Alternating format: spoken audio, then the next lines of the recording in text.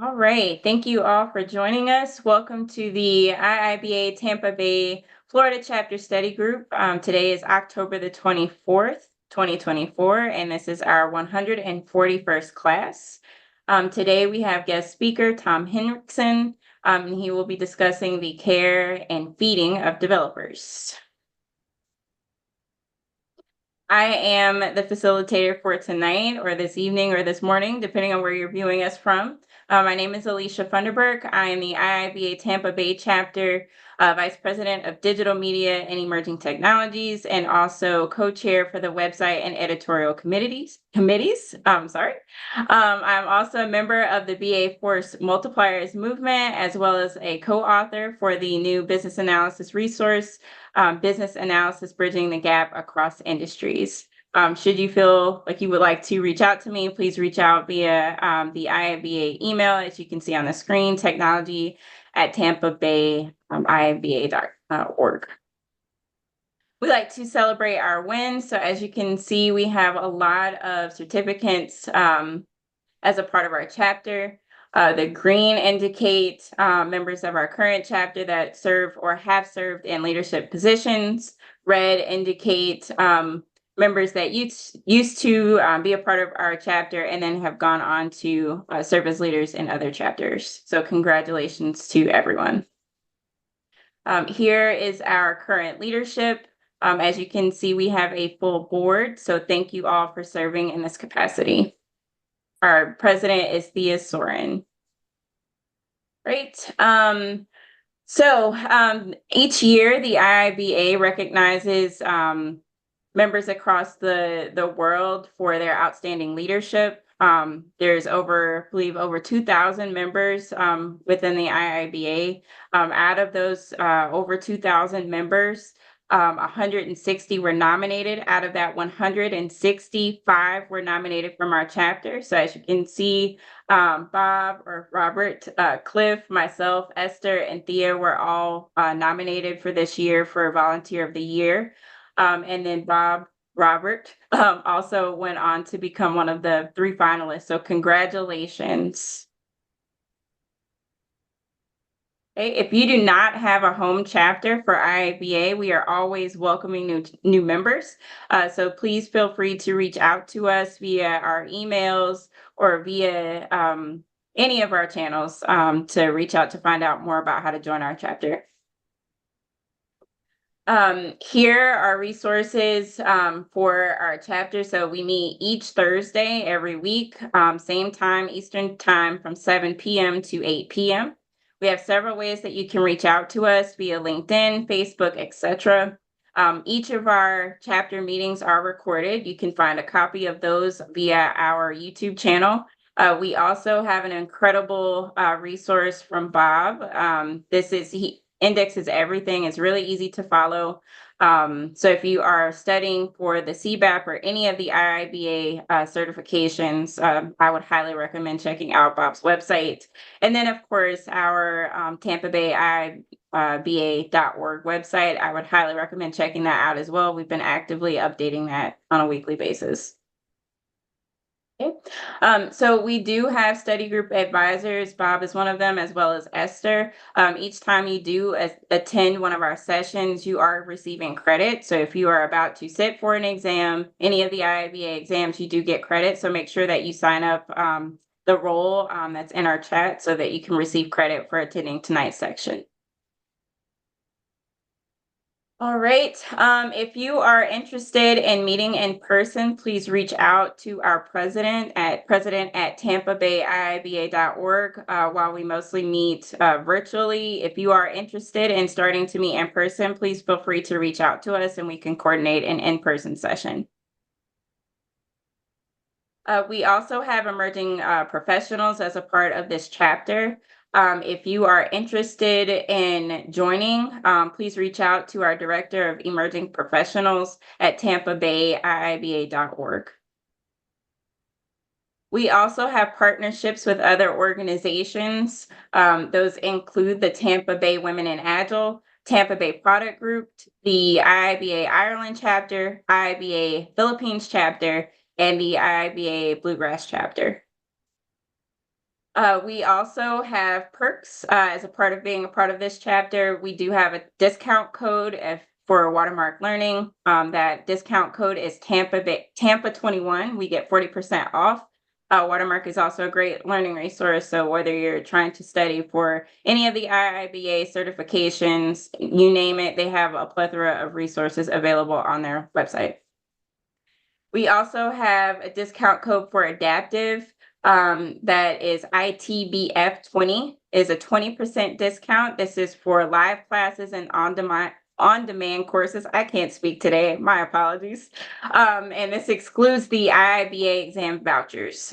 So they are also a great learning resource. So if you are interested in checking them out, highly recommended. They are also very good.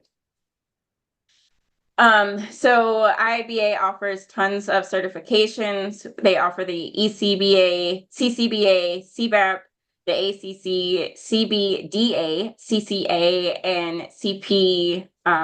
CPOA. Sorry. While they offer quite a few in this session, we mostly focus on the CBAP. The information that you receive in our study groups would also be applicable to the ECBA and CCBA, simply because the CBAP will cover everything. Yes, so there we go. So tonight, again, we will hear from Tom Henricksen. He will be discussing the care and feeding of developers. So this is what tonight's session will be about. So you'll get to hear more about Tom in a few moments. After this session on October the 31st, we will have Felicia Joyner. Following that, we'll have on November the 7th, Pam Patterson. And then we will have our annual general meeting on November the 14th. After November the 14th, we will go on vacation. So please take that time to reset. So we will be on vacation from November the 15th until December the 31st. Our next chapter meeting for next year will start after that break on January the 2nd. This will be our first social hour. All right, so without further ado, I am going to stop sharing. And we are going to hear from Tom. So let me stop sharing if I can figure out how to do that on Zoom. They change things all the time, don't they? Yes, it's really hard to go from Teams to Zoom. Yeah, right. That's what I use Teams at work too. So it seems like every time I log back into Zoom, I see something different or. And you would think Director of Emerging Technologies would know how to use Zoom. Okay, 2 seconds. All right, there we go. All right, Tom, did you want to go ahead and share your screen? Yes, I will. Can you guys see my screen? Yes. Awesome, awesome, awesome. All righty. So Eric was our technical lead on the project. Every day, Ken, Brian, and I would tread lightly with him. We would take turns asking him questions. If one of us sensed a foul mood, we would relay that to the others. "How's the weather today, Brian?" Ken would ask. Now, this was a veiled reference to Eric's mood. Brian might reply, "It's quite stormy today." Translation, "Leave Eric alone." A few weeks later, Brian, Ken, and I were talking to our manager. Eric's temperament came up, to which Mike, our manager, replied, "Oh, Eric, he has IPS." To which I replied to Mike, "What's IPS?" Mike quickly said, "Well, Tom, that's irritable programmer syndrome, of course."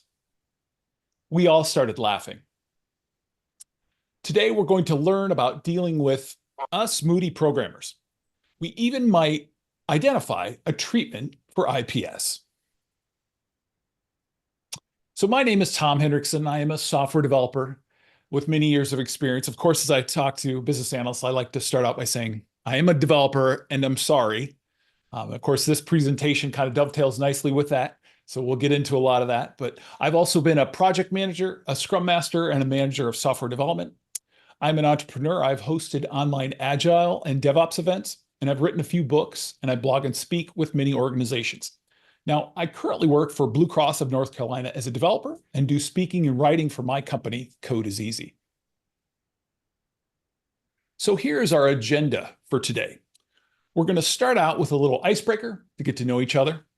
From there, we're going to discuss some tips for dealing with these testy developers.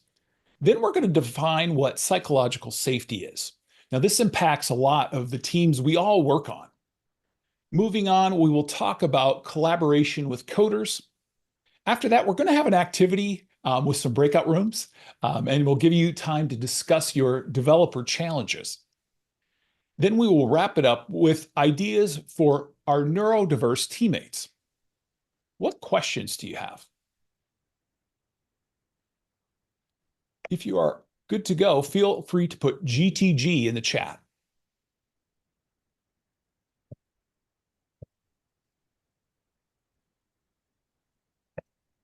All right. Looks like we're ready to move on to a little icebreaker. All right, let's get started. So what is your favorite hobby? So as we do this, feel free, if you guys want to come off mute and share it, go ahead. Or if you want to put it in the chat, I'm good either way. However you guys want to collaborate and work together tonight, I'm good. So feel free to put it in the chat or come off mute. What is your favorite hobby?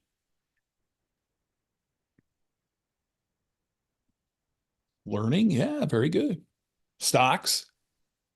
So we got a trader here. Coaching youth rugby, awesome.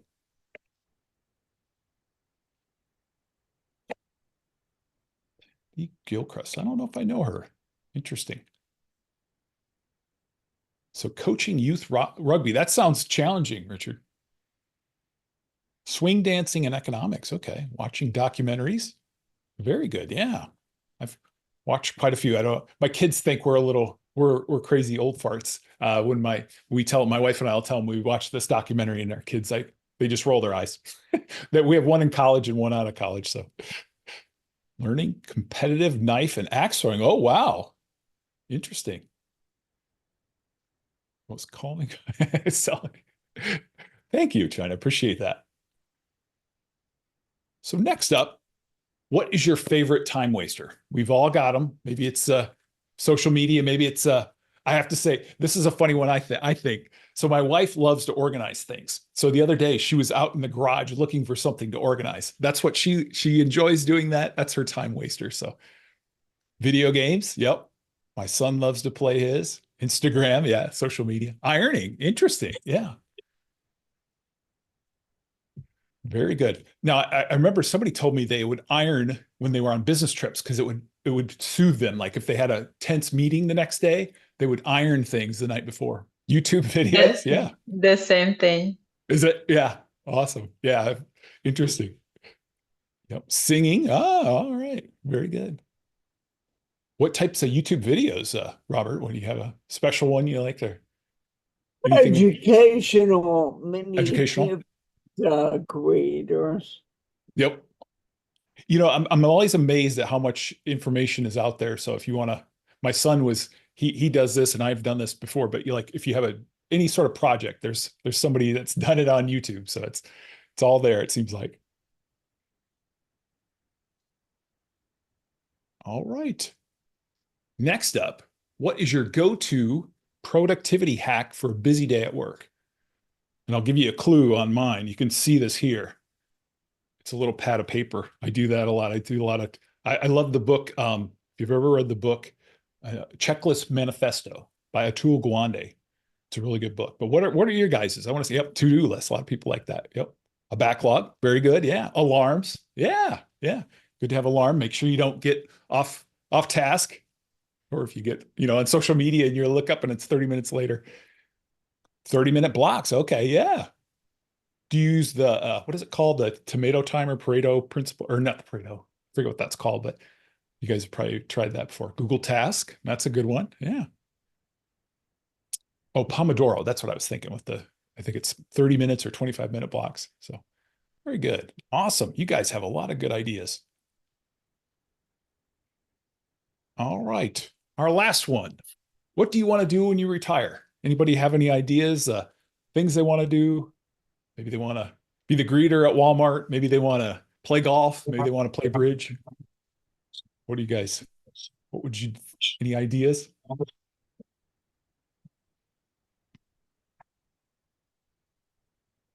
Getting home in front of a beach. Yeah. Keep learning. Yeah. Travel to exotic places.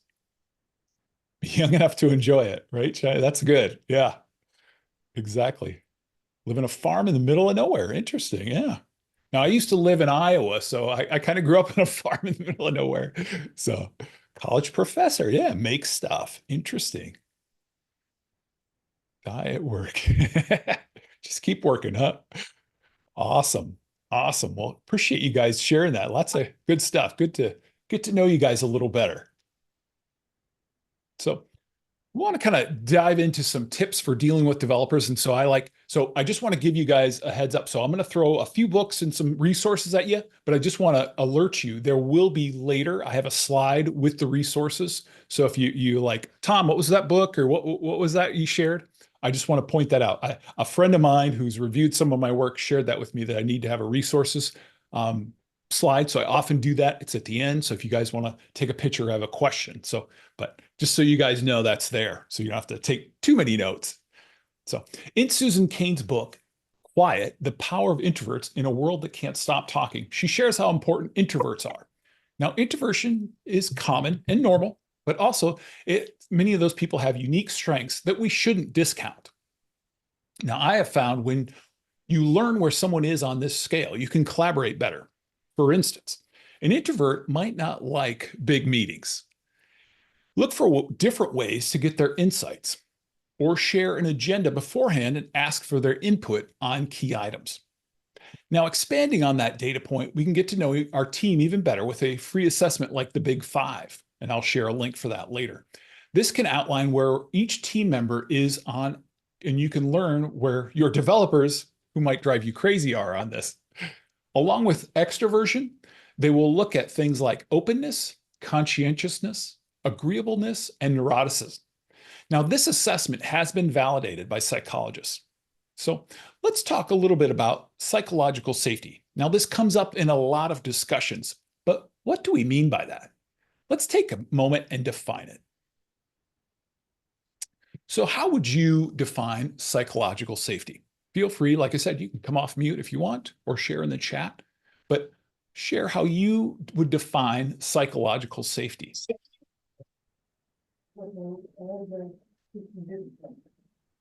Anybody have any ideas, want to share in the chat?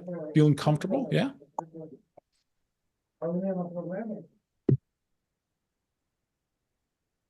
That's definitely part of it, wouldn't you say?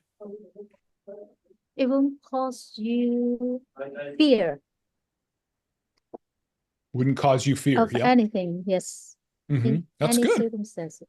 Yeah. So you feel comfortable, right? That's what you're saying? Yeah. Yes, you feel comfortable to disagree or open your mind to talk, to express yourself or your opinion. Very good. Yeah. It looks like you have similar things in the chat here. So freedom to speak without retaliation or punishment, not looking over your shoulder. Yeah. Very good. Safe to say the things that will be challenging. Yeah. Because sometimes, I'm sure we've all been or potentially been in an environment where, you might feel like you can't say something. So yeah, very good. You feel respected. True. Very good. So let's look here and see. Looks like you guys have a lot of good ideas here about this, but I want to jump into. So what we do is we have, and this is from just gonna get a little feedback here on somebody there. You guys can mute if you're not talking, please. Appreciate that. So this is from a Harvard Business Review article. So I will share, like I said, I'll share that later so you guys can see this. But here are some tips on dealing and building psychological safety on your team. So this is, like I mentioned, from a Harvard Business Review article. Now, this is how they define it. And I want to kind of come back to some of the things you guys said. So the ability to speak up without fear, reprimand, or humiliation at work. So as I look at what you guys said, I think you guys are right on the line with that. So kind of freedom, I see like Alicia mentioned there, freedom to speak up without retaliation or punishment. So it sounds like we're kind of aligned on this. Sounds like we're saying similar things. I like how Andrea says it, not looking over your shoulder. Yeah, that's good. So these, I think, are good things to think about. Looks like you guys kind of understand this, and I think it's so important on many of the teams that we work with. So it's important to realize, for instance, that there's no perfect team. So each team is made up of different people, and there are going to be challenges. People will make mistakes. Now, don't hold people to ridiculous high standards. We're not perfect, and neither will our teammates. Also, it's important to avoid blame. Now, the blame culture can be a sign of a toxic workplace. Focus on preventing mistakes instead of shaming people. This is a better approach to help build the team. And of course, recognize the people on your team. Celebrate their impact. Many people have quit jobs because they don't feel valued. Look for ways to praise your developers, your fellow business analysts, and other teammates as well.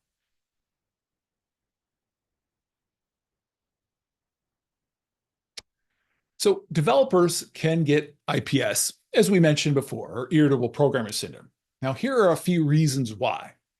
So I think it's helpful to kind of understand what the challenges are that developers might see. So for instance, the technology they use is constantly changing.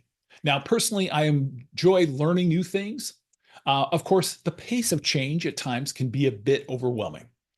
Now, our stakeholders will change their minds and perhaps they're unclear on what they need or want. Now, this leads to your favorite as a business analyst, changing requirements. Also, technical debt is similar to financial debt. We can take shortcuts to get things out the door to ship a product, but over time this adds up, and then we must spend time resolving these issues. Now, yes, developers do lack communication skills. You've all seen the SNL skits about that. There's quite a few jokes about that. But this creates a gap in understanding. We didn't ask you the right questions and code the wrong solution. This wastes everyone's time. All right.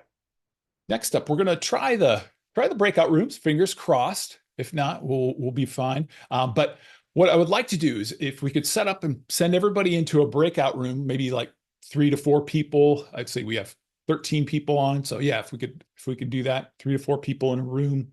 We just want to take 5 minutes, and I want you guys to talk about what is your biggest challenge with developers. So we're going to take 5 minutes, talk about what are the biggest challenges you have with developers in your breakout rooms, and then we're going to come back and do a debrief on that. So can we do that, Alicia? Yes. Excellent. Awesome. All right. Yeah, do a 5-minute timer on us. Thank you.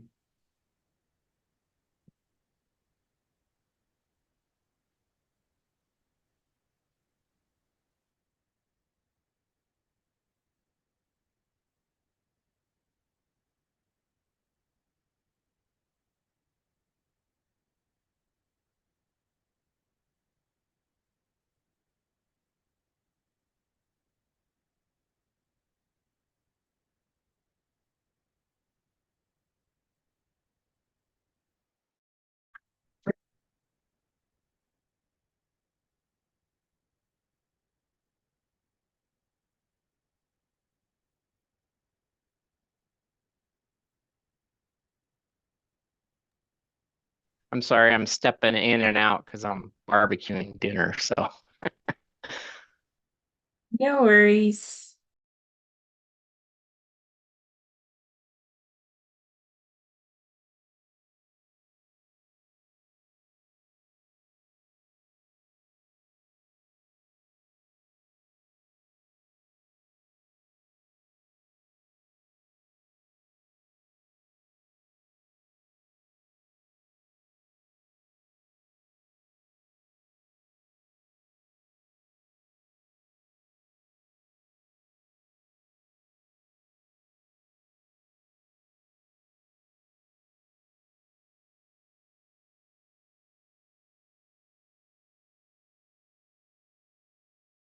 All right, looks like everybody's coming back here.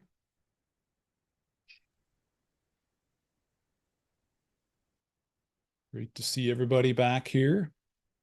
Hopefully you had some good discussions. So as we kind of jump back here, let me share my screen actually to the slides back up there. All right, you guys can see those slides, all right? All right. So we had some good discussions, I know, in the room I was in. So if Olga, if you wouldn't mind just kind of coming off mute and kind of summarize what you heard, and then I want to kind of go around to some of the other people as well.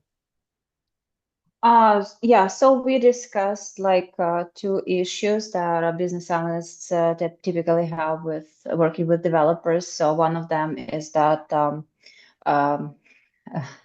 developers are so focused into the beauty of the code and software architecture that they it looks like they forget about the value the code needs to bring to the end users and business people, customers, and so on.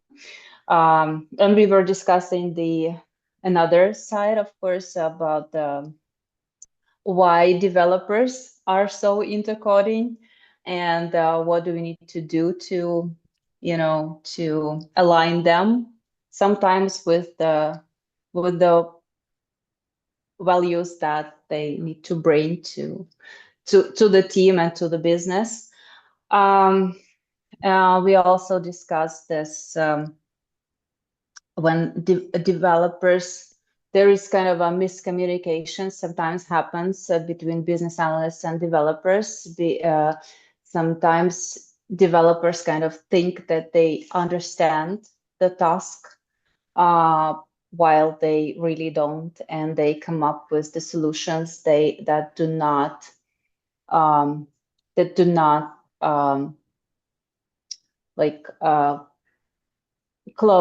do not align with the goals that were set by business stakeholders. Very good. Very good.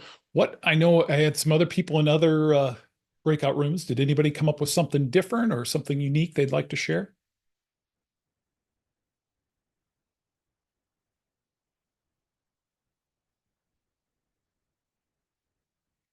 We talked about communicating and iterating. So the idea is to get all the participants on the same sheet of music, and you communicate in writing and in pictures and through whatever means necessary until everyone understands what is going on and what is required through every phase of an engagement.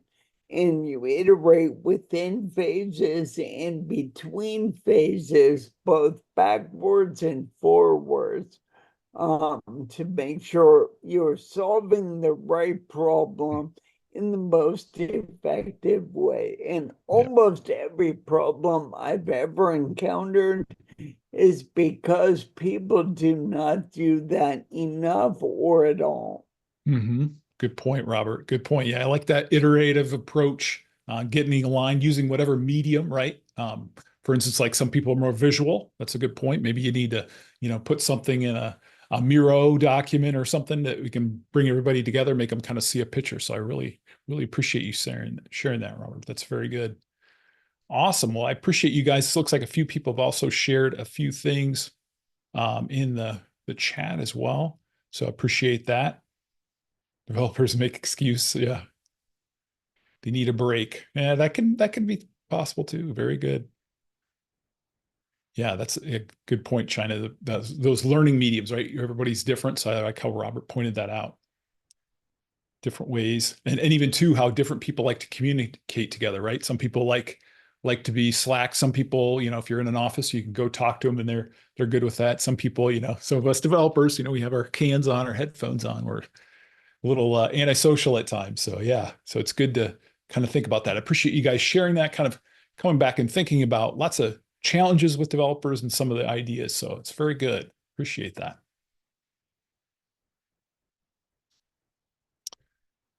So one of the things I think is important to think about is that technical people can sometimes be neurodiverse. For this reason, we need to be aware of their ways of working. Kind of as we, discussed a little bit before, we need to start thinking about that.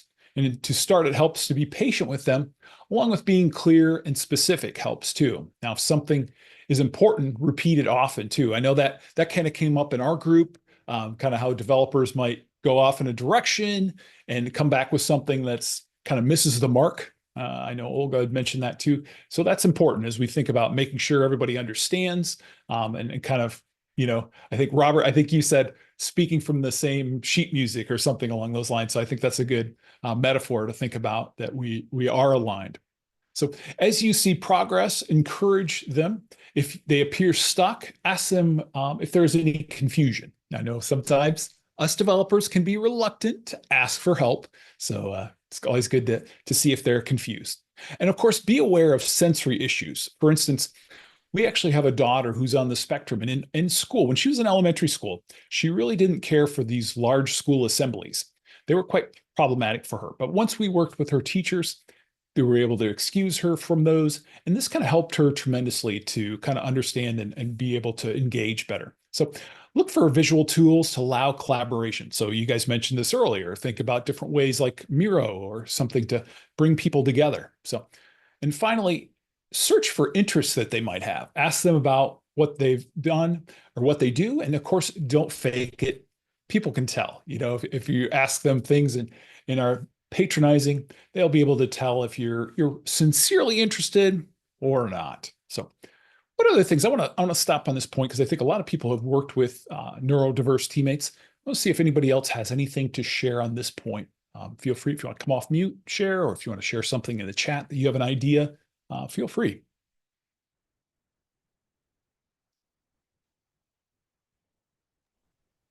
I think patience is the big one for me, and kindness as well, because they could get very precious about certain things, and you need to take them through another road.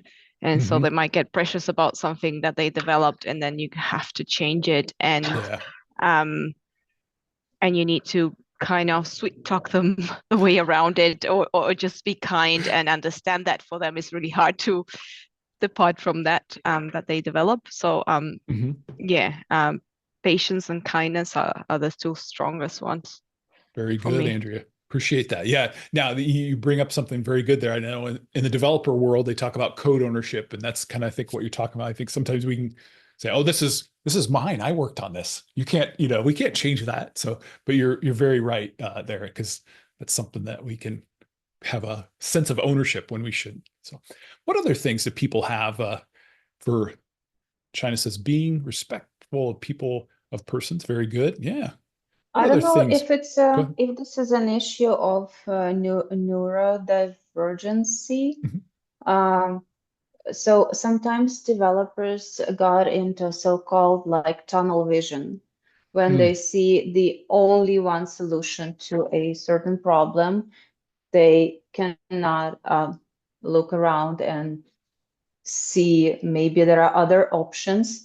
Sometimes you need to like kind of help them to just look around, Well, I'm not sure if this is related to any sensory problems. You decide. That's a good question. Yeah, no, I appreciate you sharing that, Olga. That's true, that you can kind of get locked in on one thing. I think kind of like people too, if somebody comes up with an idea themselves, sometimes they're more sold on that, whether, like you mentioned, whether that has to do with neurodiversity or not. I'm not sure. That's a good question. But yeah, that's something people can get, especially developers, if they come up with a technical solution, think that that's theirs. So very good. Very good. Yeah, they sometimes fall in love with some technology or some solution or some algorithm or a tool. And if it doesn't work, and obviously doesn't work, and it's not what you need, that you need some patience to to help them get out and look around and see other possible solutions or options. Yeah, very good. Yeah, and I like how Robert mentions the word empathy. I think that's an important thing too. Like you mentioned patience. I think Robert mentions empathy.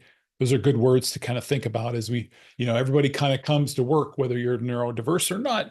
We all kind of come to work with our own challenges. Maybe we have things going on in our life. So it's important to kind of think about that. Anytime think about, using that empathy, patience, kind of helping people. So I think that's very, very good. Awesome stuff. Yeah. Awareness. Yep. Kind of being aware of what people are doing. Very good. Very good. All right. So next, I want to talk a little bit about becoming a coder collaborating rock star. So this is a few suggestions from Vadim Kravchenko.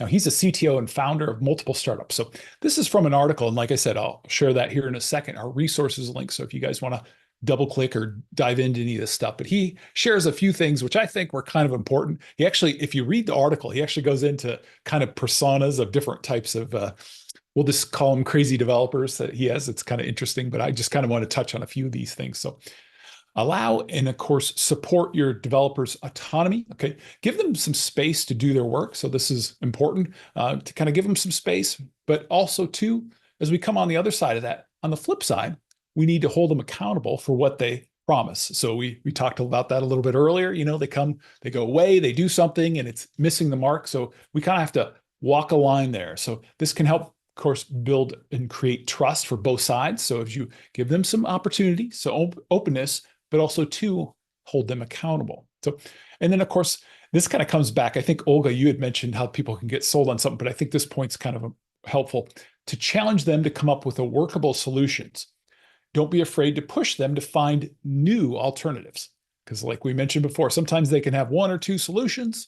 They think those are the best ones, but it's good to kind of challenge your teammates, your developers, and your other teammates too as well. And then praise them when they deserve it. Occasionally, when they show extra effort or they do something, show them some praise, give them that. And then of course, understand that, some resolutions, sometimes the coding a solution can take time. So it's important to realize that. So, and then finally, try to limit interruptions. So coding does take time and focus. So it's one of those things like anything, like being a business analyst, that takes focus. And a lot of the meetings and interruptions can limit that progress. So it's just kind of something to be aware of as we work and collaborate with developers. So.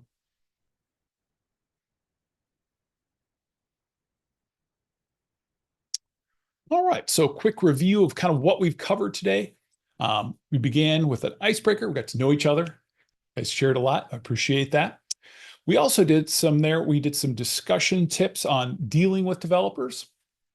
Then we defined psychological safety, and I really appreciate you guys sharing on that. It was good to kind of compare what the Harvard Business Review article shared and what you guys came up with. So, and that's important because psychological safety does impact a lot of the teams we work on. It's so important. Moving on, we reviewed collaboration with coders. And then next, we had an activity with breakout rooms. And I really appreciate everyone who participated in the breakout rooms and then, of course, shared when we came back. I know some of you guys came off mute and shared, and then others shared in the chat. So very good. Where you discussed some of those developer challenges. Very good. And then we wrapped it up with ideas for our neurodiverse teammates and some ideas about working with developers. So as we get to the end here, what questions do you have? Any questions anyone has? Feel free to share. Like I said, come off mute or share in the chat.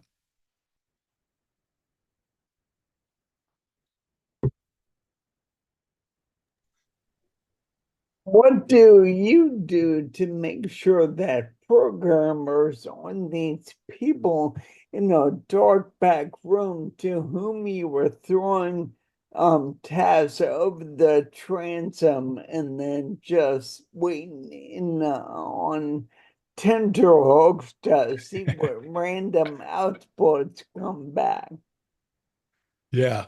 I would say this, Robert. I kind of use a different analogy as maybe not throw it over the wall, but to have a little more conversations with them to kind of come back to some of the points we talked about before about making sure we're on alignment. I think part of the problem can be if we, for instance, if we give somebody a document and just hand it to them and say, go to it, right? I know for myself, speaking from my own experience, every developer is different, but if I can have more of a conversation, I might look, for instance, like if I get a user story and I'll probably usually have questions, so kind of make it more of a collaborative affair. Like I said, every developer is different. So I think it's important to, look for ways that they like to collaborate. Like I mentioned before, there was a team that I worked with. I was kind of coaching a team for a VP of technology. And he's actually one of the examples that I used earlier about this gentleman. His name was Joseph, and he had his manager would like him to give like succinct examples in meetings. So we had to kind of work through him on that, and that took a little collaboration to get to know Joseph and his style. Joseph was very analytical, so he liked to share a lot. And that's something too, as a business analyst, you probably prefer detail, and developers can prefer detail too, but depending on the setting, if you're, for instance, say you're working with a VP or someone higher up in the food chain, if you will, they might want to be more succinct. So I think that's one of the things as we think about collaborating with people, we need to think about, okay, what is their style, and figure out ways to work better together. So for instance, like I know China put in there, that's very good. Thoughtfulness, inclusivity, and idea acceptance is the objective. Yeah, kind of think about, how can we bring them in and be thoughtful of their style. I think that's very important. What other questions? But thanks for sharing that, Robert. I think that's an important question to figure out how we can work better together. But what are maybe some people, others have other suggestions, but what other questions or maybe suggestions do you have?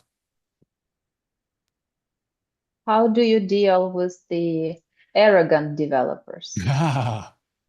Yes, the arrogant developer. Many of them tends to be because they are so smart. That's a good question, Yes. Olga. They could be very challenging. I That's think, true. Like I said, everybody is Einstein in your team, and Did you have something, Leanne? You were talking there. I just want to give you a chance to talk. Yeah, I agree. I agree with Olga. And yes, then they are sometimes I just find they are like a dictator. No other options we can be provided, or Yeah, I think, they can be really tough, especially like you said, depending on their level of experience. I think one of the things is, you have to be able to listen and work with them. But I think, as we mentioned before, I think you have to hold them accountable. So for instance, if, at various times, and plus, I think this is also an important thing. Now, I've worked in organizations, and I guess you have too, with, especially as you mentioned, an arrogant developer or arrogant person.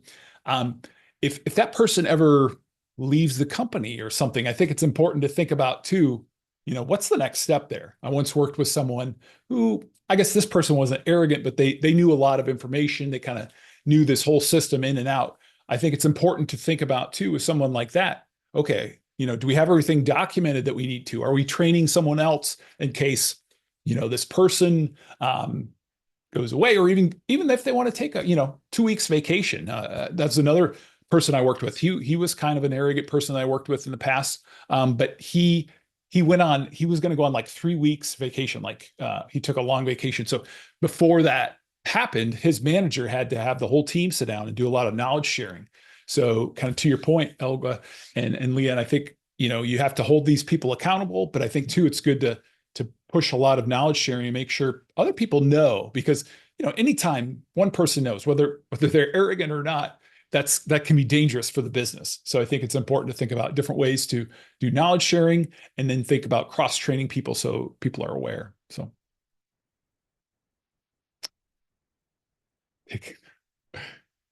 what is a tip to calm go ahead. Would somebody have something? That gives me an idea actually with that. How much would you say would be a professional level of sharing, due to the fact that you were also talking about a past manager that overshared and you guys had to kind of wrangle him into a certain position? What would be the effective amount that someone should do it? Is it just by the team and how the team feels, or would you say that there should be a consistent level base of how much information is communicated when it comes to difficult tasks? Yeah, well, I think that's a good question, Antarius, to think about, but I think it kind of depends. And what I mean by that is, like, it depends on what what say for instance, like if somebody knows a certain system and they're the only one, that's dangerous. So you want to have different ways to get them to share knowledge. For instance, like, putting together a wiki or a Confluence document or whatever you guys use. Maybe you have SharePoint, some way to kind of do some documentation.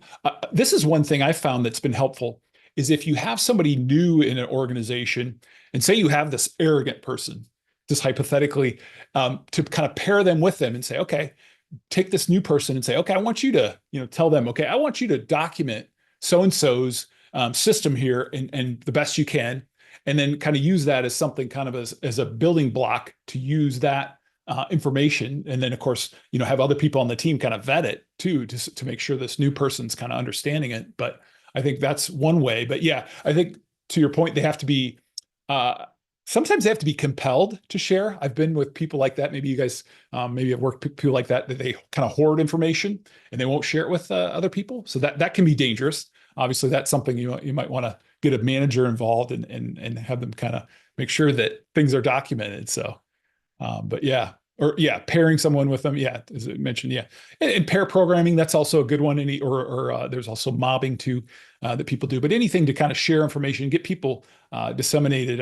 I personally don't like when information is just up here, right? That's not in, kind of as you guys would know with business analysts, it's not in a requirements document. It's not in a technical spec, or it's not, try to get information outside of just one person's head and into multiple places so people can find it when they need it. So very good.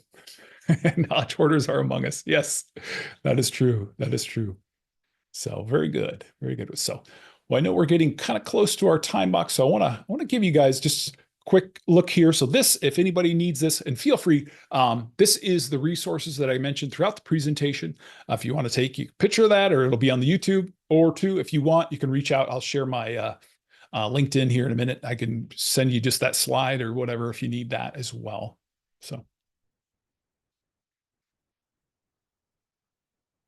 yeah, good point, Robert. So as we come to the end here, I just want to give you guys just a minute here. We're going to just take a minute to ourselves, kind of do a little quiet reflection. I want you guys to think back on these two items. So I want you to just take a minute. I'm going to stop talking, but think about key learnings and action items. Maybe you have one of each. Maybe you don't have any. That's okay. But I'm going to give you guys a minute, and then I'm going to ask you a few of you guys to share kind of as we come to the end of our time box. So I'm going to be quiet for a minute and let you kind of think about those in your noodle about key learnings and action items.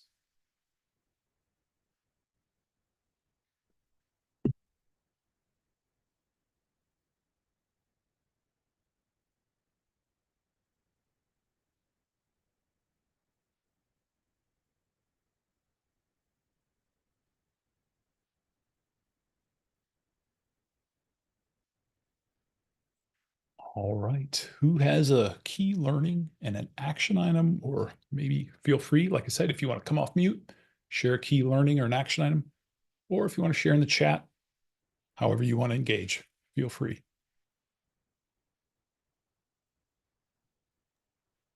This is more of a reflection and a thank you, among other things. This is, I think, the first presentation that I've ever seen that has acknowledged neurodivergent team members. And I think that it needs to be talked about more and highlighted, because I feel like sometimes it's something that's like, it's a topic that people are afraid to talk about, and it shouldn't be that way. It should be a very inclusive environment for everybody, and it's really important that we talk about it. So thank you for acknowledging that in your presentation. I think that's huge. So thank you for that.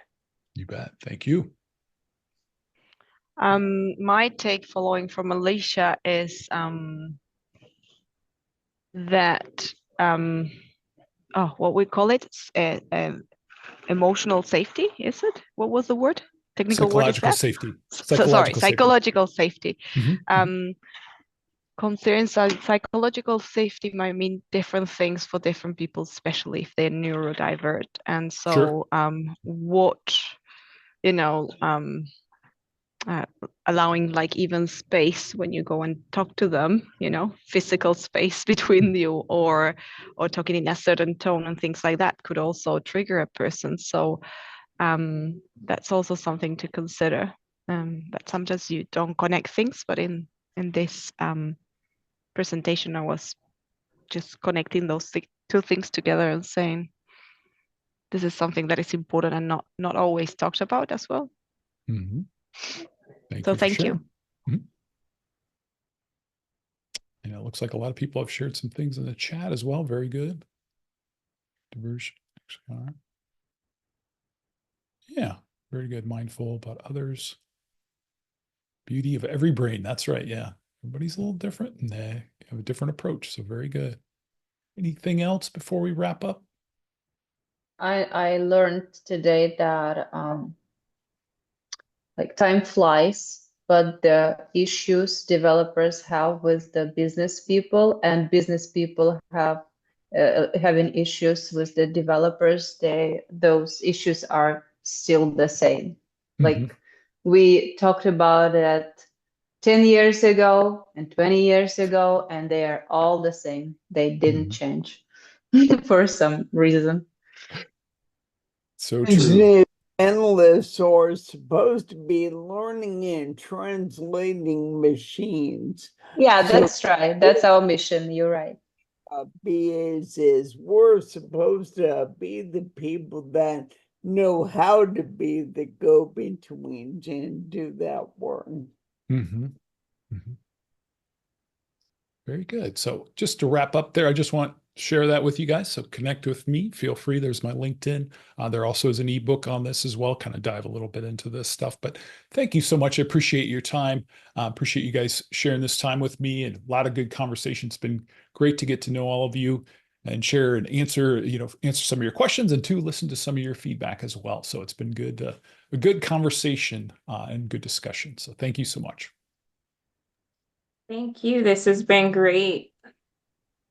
Thank you. You betcha. Thank you so much. Appreciate it. And looks like we just finished on time. So yes, we're maybe a little early. Excellent. So awesome. Thank I you. will stop sharing. Thank you. Thank you. You guys have a good rest of your evening. You too. Thank you. Bye. Have a good evening. You too. Thank you. Bye.